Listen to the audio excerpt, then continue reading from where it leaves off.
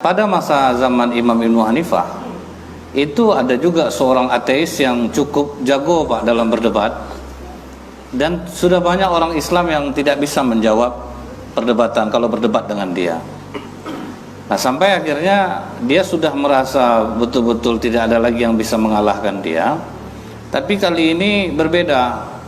Dia menantang di tengah lapangan, dikumpulkan orang. Kalau kita kan sekarang misalnya Profesor Dr. Zakir Naik, dia undang orang, dia yang tidak terkalahkan. Jadi pada masa Imam Ibnu Hanifah ada orang ateis yang tidak terkalahkan kalau berdebat. Nah, jadi waktu dia menantang orang untuk berdebat, yang mengiyakan waktu itu Imam Ibnu Hanifah. Waktu itu masih sangat muda umur beliau.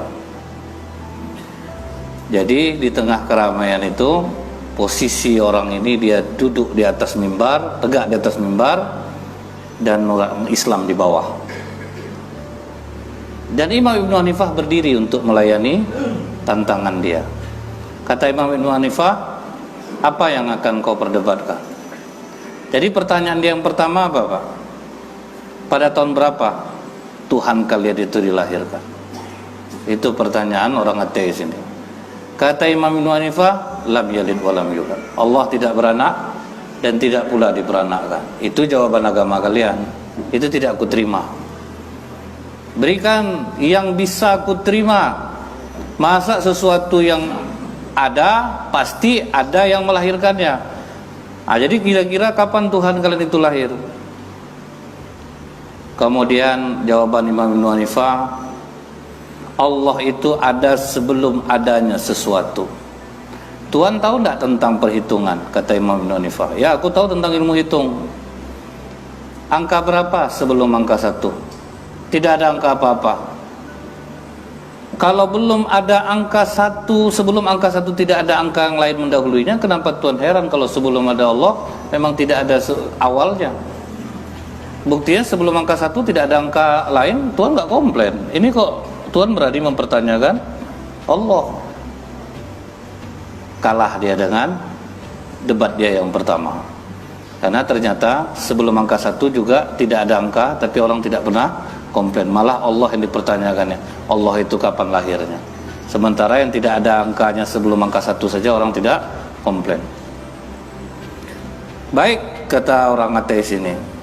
Jadi di mana kira-kira Tuhanmu itu berada sekarang? Karena sesuatu itu pasti ada tempatnya. Dan pertanyaan seperti ini, Pak, sering juga dipakai orang di zaman sekarang. Di mana tempat Tuhan itu? Jadi kata Imam Ibnu Hanifah, Tuhan tahu enggak bagaimana bentuk air susu? Tahu? Apakah di dalam campuran susu itu ada keju? Ada. Kalau dia sudah bersatu dalam gelas, bisa enggak Tuhan tunjukkan di mana posisi keju itu sekarang? Kata orang ateis ini, ya keju itu meliputi segala sesuatu. Begitu juga dengan Tuhan. Dia ada di segala tempat. Dia meliputi segala sesuatu. Nah, kalah lagi dia untuk yang kedua. Kemudian bertanya lagi orang ateis ini kepada Imam Ibnu Hanifah, tunjukkan kepada kami zat Tuhan kamu itu apa? Zat benda padatkah, benda cairkah, atau apa? Maka Imam Ibnu Hanifah menjawab, Tuhan pernah tidak duduk di dekat orang yang sedang sakratul maut? Ya. Sebelumnya dia bergerak-gerak? Ya. Waktu ruhnya keluar, Tuhan masih berada di sana enggak? Ya, masih berada di sana. Tahukah Tuhan ketika ruhnya itu keluar? Tidak. Tahu enggak Tuhan ruh dia itu bentuknya padat atau cair? Aku tidak melihatnya. Sedangkan ruh seorang makhluk saja yang keluar, Tuhan tidak tahu, padahal Tuhan duduk di sana. Sekarang Tuhan mempertanyakan zat Tuhan itu benda padat atau benda cair. Sangat keterlaluan Tuhan ini. Wah, teman nolak dia, Pak. Iya pula. Sedangkan ruh manusia aja tidak bisa dia mengatakan bentuknya seperti apa, kok Tuhan yang dipertanyakannya. Baik. Kemudian apa lagi katanya? Wahai Hanifah, ke arah manakah Allah itu menghadapkan wajahnya? Jadi kemana Allah itu menghadapkan wajah? Dijawab oleh Imam Ibnu Hanifah, kalau Tuhan menyalakan lampu, kemanakah cahaya itu menghadap? Ke seluruh ruangan. Begitulah Allah. Allah itu cahayanya menghadap ke seluruh ke seluruh alam ini. Jadi tidak menghadap dia ke sana atau ke sini, menghadap ke semuanya. Itulah yang cahaya, dia menghadap ke semua arah. Kemudian kalau ada orang yang masuk surga itu ada awalnya, kenapa tidak ada akhirnya? Begitu juga dengan perhitungan, kata Imam Hanifah. Ada awalnya tetapi tidak ada akhirnya. Perhitungan Pak, mana ada akhirnya Pak? Dia nambah terus, tapi awalnya ada. Nah, mulai terdiam si ateis ini. Kemudian bagaimana kebaikan surga itu akan bertambah dan tidak akan ada habis-habisnya jika dinafkahkan. Kebaikan surga itu akan bertambah. Masa dia bisa bertambah? Sementara tentu kalau kebaikan itu banyak dia akan berkurang. Maka kata Imam Syafi'i, di dunia ini saja kita bersedekah bisa bertambah nilai sedekah kita itu. Kita ngasih ilmu ke orang bertambah nilainya. Satu kebaikan yang kita buat 10 kali lipat diganti Allah. Kenapa Anda heran kalau kebaikan surga itu bertambah tidak akan pernah berkurang? Akhirnya ditanyanya lagi, Pak, kalau begitu apa pekerjaan Tuhan sekarang? Maka kata Imam Hanifah, seharusnya dari tadi kan aku menjawab di bawah, sekarang kita tukar tempat lah. Biar aku jawab dari atas, kau duduk di bawah sini. Sampai di atas mimbar, apa kata Imam Hanifah? Kau ingin tahu pekerjaan Tuhan sekarang? Iya. Jika ada orang yang sombong berdiri di atas mimbar ini, maka dia akan turunkan dan menaikkan yang benar ke atasnya. Baru kena orang ateisnya jadinya, Pak. Itulah pekerjaan Tuhan saat ini. Nah, ini di sini terlihat, Pak, apa pelajaran yang bisa kita ambil? Orang Islam itu mesti cerdas. Dia harus banyak referensi. Jangan kita memilih-milih guru, Pak. Semuanya dengarkan saja. Justru, Pak, ya, datang orang, kalau banyak guru bingung, saya Ustaz, bingung itu yang membuat kita paham, Pak. Kalau tidak bingung kita gimana kita mau paham? Kata Ustaz ini, kata Ustaz ini, kan bingung kita tuh jadinya. Akhirnya kita mencari pemahaman.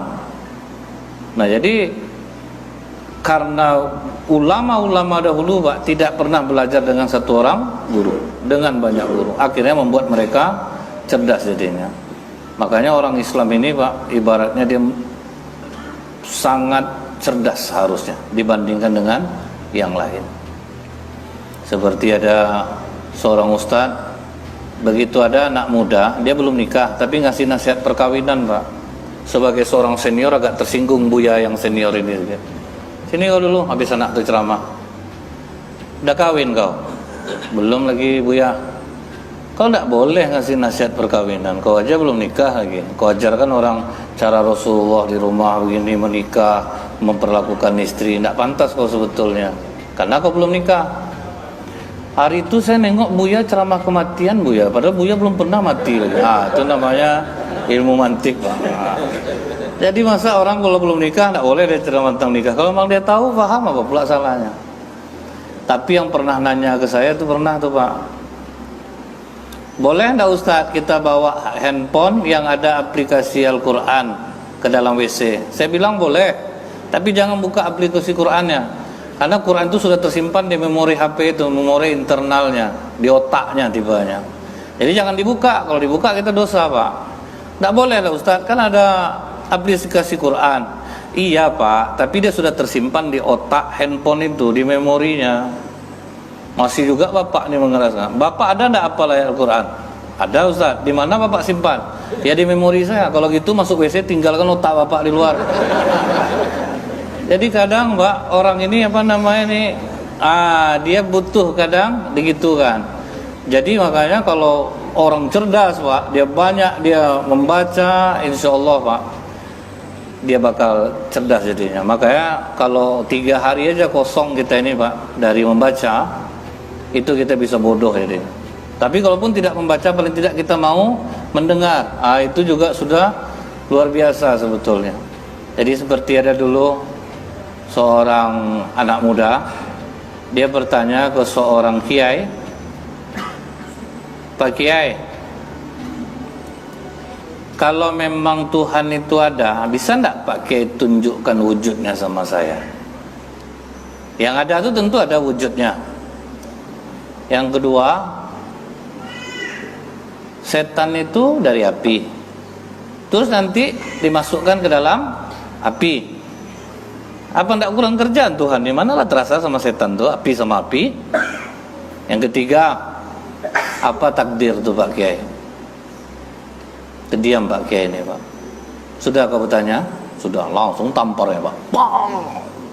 Kurang ngajar kamu, pertanyaan kamu. Pak Kiai tidak bisa jawab, jangan main tampar Pak. Itulah jawaban untuk 3 pertanyaan kau. Apa pula ini jawabannya? Ini kekerasan sama Pak Kiai. Waktu ku tampar itu sakit kau enggak? Sakit Pak Kiai. Tolong tunjukkan bentuk apa sakit tuh. Macam mana menunjukkannya Pak? Dia terasa ada. Menunjukkannya gimana? Tidak bisa saya tunjukkan pakai sakit kau aja, tidak bisa kau tunjukkan wujudnya. Allah minta kau tunjukkan wujudnya sama aku. Tangan aku dari apa? Dari kulit. Pipi kau dari apa? Dari kulit. Waktu kulit beradu sama kulit dari sakit enggak? Sakit Pak Kiai. Gitu juga setan walaupun dari api, masuk ke api tetap sakit dia. Kau ada enggak terbayang kena tampar kau hari ini sama aku? Enggak Pak Kiai. Itulah takdir kau. Nah, kau buatlah macam itu, kena tampar kau jadinya kan. Nah, itu yang takdir itu. Nah, jadi mudah-mudahan Pak, ini membuat kita bersemangat untuk belajar dan memahami orang lain. Jangan kita memaksakan pendapat kita.